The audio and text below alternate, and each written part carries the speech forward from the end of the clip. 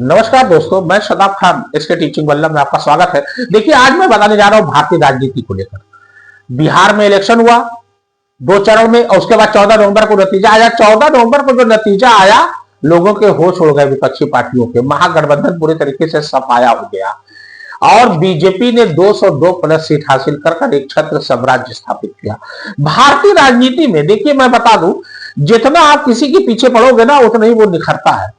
उदाहरण के तौर पे महागठबंधन ये बात तो समझ नहीं पा रहा है, बस खाली भीड़ देख लिया और हुजूम देख लिया, उसके बाद जो है बोल दिए और मार अपना जो है प्रचार कर दिए, तो बस अब जीत ही गए। ना नहीं ना ना ना ना, ऐसे नहीं जीत होती माय डियर। जीतने के लिए जुनून चाहिए, पैशन चाहिए, लगन चाहिए, मेहनत चाहिए, हिम्मत चाहिए, टेम्परामेंट चाहिए, तब निश्चित रूप से आपको सफलता हासिल होगी। अब बीजेपी का यही मूल मंत्र है। बीजेपी अध्यक्ष जेपी नड्डा वो तो पहले ही कह चुके हैं कि मुझे खुद होमवर्क करके जाना पड़ता है मोदी के पास, और मोदी भी उसके बावजूद उसमें कमी निकाल देते हैं। सोच लीजिए, बीजेपी का एक राष्ट्रीय अध्यक्ष यानी बीजेपी का सर्वोपरि नेता वो होमवर्क करके जाता है, पूरी डिटेल पूरी क्लियर करके जाता है, उसके बावजूद मोदी उसमें जो है गलती निकालते हैं, खामियां निकालते हैं और कहीं ना कहीं जो है उसमें गलती को पकड़ते हैं और बोलते हैं कि और अधिक जानकारी इकट्ठा करिए फला कैंडिडेट के बारे में, फला कैंडिडेट के बारे में। बीजेपी अपना जो चुनावी सर्वे कराती है वो गुपचुप तरीके से कराती है, वो पहले ही से करा चुकी होती है। किस छोटी पार्टियों को रखना है साथ में, किसको हटाना है, ये बीजेपी तय कर चुकी होती है। आपको याद होगा, बिहार का इलेक्शन हुआ था 2020 में, तो एलजेपी अकेले चुनाव लड़ी थी। लोक जनशक्ति पार्टी जिसके अध्यक्ष है चिराग पासवान, रामविलास पासवान के बेटी। क्यों एलजेपी को चुनाव अकेले लड़ना पड़ा था? क्योंकि उस समय उनके चाचा पशुपतिनाथ पासवान ने पार्टी को तोड़ दिया था और पार्टी अपनी बना ली थी और मोदी ने उनको साथ में रख लिया था। चिराग पासवान का सर्वे कराने पे यह पता चला कि इनका जनाधार कम है, इसलिए चिराग पासवान को बीजेपी ने साथ में नहीं रखा। इस बार चिराग पासवान को साथ में रखा 2025 के इलेक्शन में बिहार में, और चिराग पासवान ने उम्मीद से बेहतर प्रदर्शन किया। लोकसभा में साथ में रखा, 5 में से 5 सीट बिहार में। एलजेपी को 5 सीट दिया गया था, 5 में से 5 सीट यानी स्ट्राइक रेट 100%। और उसके बाद जो है इस बार जो है बिहार में उनको अच्छी खासी सीट दी गई, 21 सीट निकाल चुके हैं वो, 21 सीट। इसका मतलब कि वो सर्वे करा चुकी थी बीजेपी, और सर्वे कराने के बाद उसको ये लगा कि इनको रखना चाहिए और इनको हटाना चाहिए।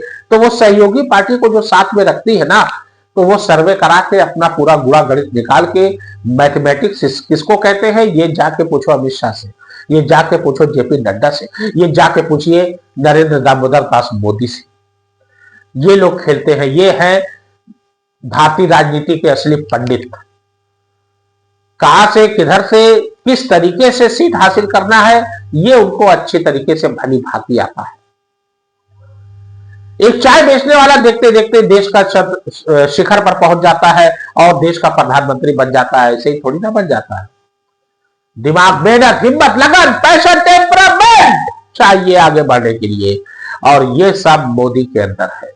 मोदी है तो मुमकिन है, मोदी नहीं तो नामुमकिन। मैंने 10 साल पहले भविष्यवाणी किया था कि मोदी जब आ गया है, प्रधानमंत्री बन गए थे, उसके बाद मैंने कहा था कि अब मोदी को हटाना नामुमकिन है। तो लोग मेरे ऊपर हंसे थे, सच बता रहा हूं, हंसे थे लोग।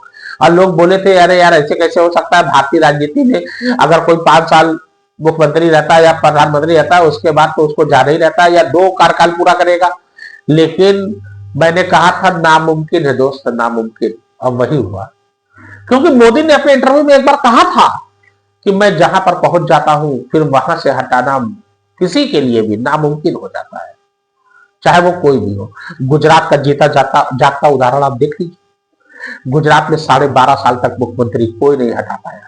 सोनिया गांधी, कांग्रेस ने लाख कोशिश किया, मौत का सौदागर तक उनको कहा और उसी को मुद्दा बना लिया। मैंने कहा ना, जितना पीछे किसी को पड़ोगे उतना ही वो निखरेगा।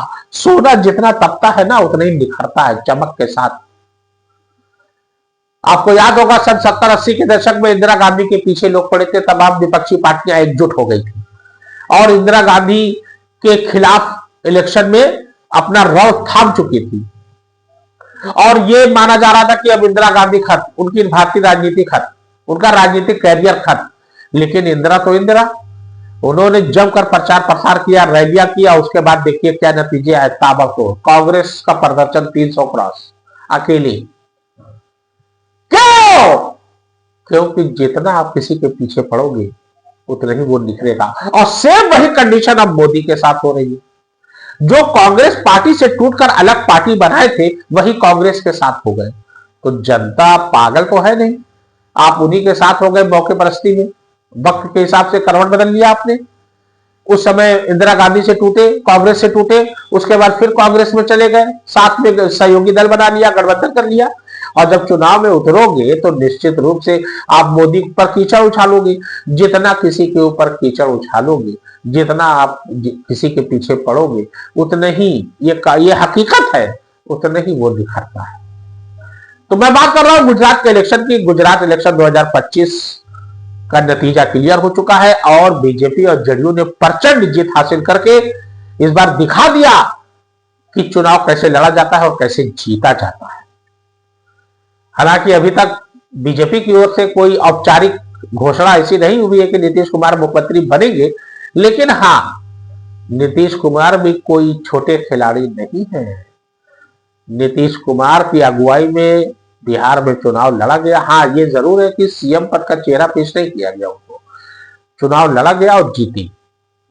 तो चुनाव जो जीता जाता है ना, वो गुणा गणित मैथमेटिक्स का कैलकुलेशन माइनस प्लस सब देख के, आगे पीछे देख के और कैंडिडेट का रेपुटेशन देख के, तब उसके बाद जो है चुनाव में टिकट दिया जाता है पार्टियों द्वारा और उसके बाद चुनाव जीता जाता है। ये बीजेपी से बढ़िया भली भांति कोई नहीं चाहता। अब सेमीफाइनल होने जा रहा है 2027 में। उत्तर प्रदेश में इलेक्शन होना है और उत्तर प्रदेश की मुख्य दो पार्टियां इस समय मैदान में है और वही दो पार्टियों में अक्सर लड़ाई होती भी है। एक तरफ बीजेपी और दूसरी तरफ सपा, समाजवादी पार्टी। लेकिन समाजवादी पार्टी के लिए यही मैं कहूंगा कि पूरे दमखम के साथ और ज्यादा किसी के पीछे ना पड़ते हुए, अपने काम पर ध्यान देते हुए एकजुटता के साथ काम करेंगे तो शायद कुछ गुंजाइश है, नहीं तो यूपी की रण निश्चित रूप से अखिलेश यादव हारेंगे। मेरी वीडियो कैसी लगी प्लीज लाइक करिए, फॉलो करिए, सब्सक्राइब।